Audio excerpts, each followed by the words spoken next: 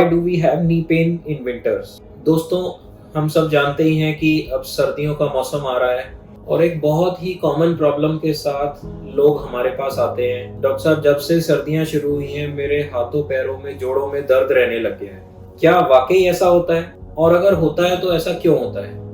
आज हम इसी के बारे में बात करेंगे। मैं हूं डॉक्टर अभिषेक बंसल और मैं एक सर्टिफाइड ऑर्थोपेडिक्स, जॉइंट रिप्लेसमेंट और आर्थ्रोस्कोपी सर्जन। तो सर्दियों में होने वाले हड्डी और जोड़ों का दर्द, क्या ये वाकई होता है? दोस्तों, हमारा लिटरेचर और मेरी प्रैक्टिस दोनों में ही ये चीज प्रूवन है कि जब गर्मियों से सर्दियों का ट्रांजिशन होता है तो लोग जोड़ों में और हड्डियों में नॉर्मल से ज्यादा दर्द की कंप्लेंट्स करते हैं। ऐसा क्यों होता है, इसके बहुत एग्जैक्ट कारण तो नहीं मालूम है, लेकिन आमतौर पे जो कॉजेज सस्पेक्ट किए जाते हैं उनमें है पहला कॉज कि प्रेशर बढ़ता है। जैसे जैसे टेम्परेचर फॉल करता है बैरोमेट्रिक प्रेशर बढ़ता है, जिससे कि हमारे टेंडन्स, लिगामेंट्स और हड्डियों में हल्की सूजन आती है। और क्योंकि हमारे हाथों पैरों में टेंडन्स और लिगामेंट्स के फूलने की जगह कम होती है, इसलिए हमारे को पेन होता है। दूसरा कारण है जो सस्पेक्टेड है कि जैसे जैसे टेम्परेचर्स फॉल करते हैं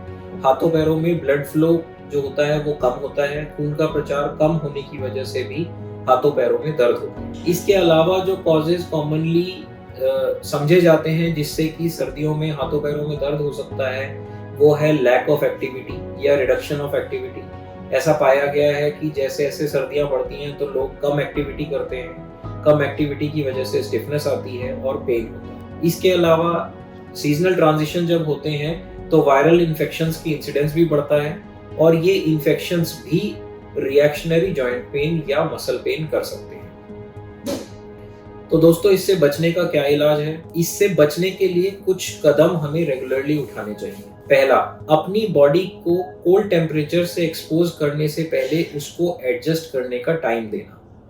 इसका सबसे अच्छा तरीका है मल्टीपल लेयर्स में कपड़े पहनना। खासतौर पे वो लोग जो बहुत ठंडे इलाकों में रहते हैं उनको ये चाहिए कि मल्टीपल लेयर्स में कपड़े पहने। जैसे गर्म से ठंडे में या ठंडे से गर्म हिस्से में ट्रांजिशन करें तो कपड़े की लेयर 1 बाय 1 पहने या उतारें। एक सिंगल लेयर, मोटी लेयर पहन के उतारने में सडनली बॉडी को शॉक लगता है टेम्परेचर का।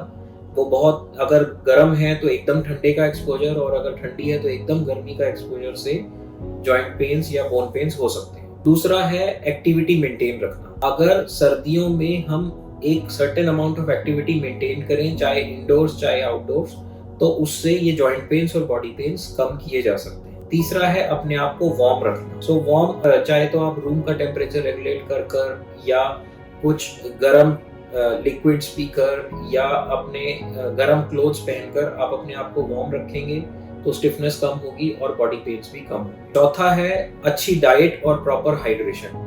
ऐसा पाया जाता है कि जैसे सर्दियां बढ़ती हैं या टेम्परेचर्स कम होते हैं तो लोग पानी पीना कम कर देते हैं क्योंकि उनको प्यास ही नहीं लगती। इससे बॉडी में डिहाइड्रेशन ज्यादा होती है। खासतौर पे एल्डरली लोग, जो बुजुर्ग लोग हैं, वो आमतौर पे सर्दियों में डिहाइड्रेटेड रहते हैं, जिससे कि मसल पेन्स होते हैं। तो दोस्तों, अच्छा खाना खाइए, प्रॉपर पानी पीजिए। और पांचवा है regular stretching.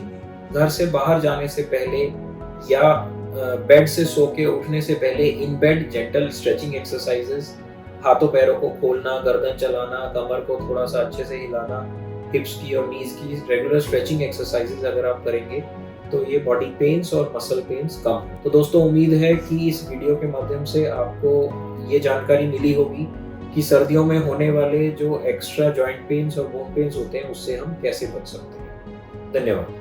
Bono Scare. Let's move.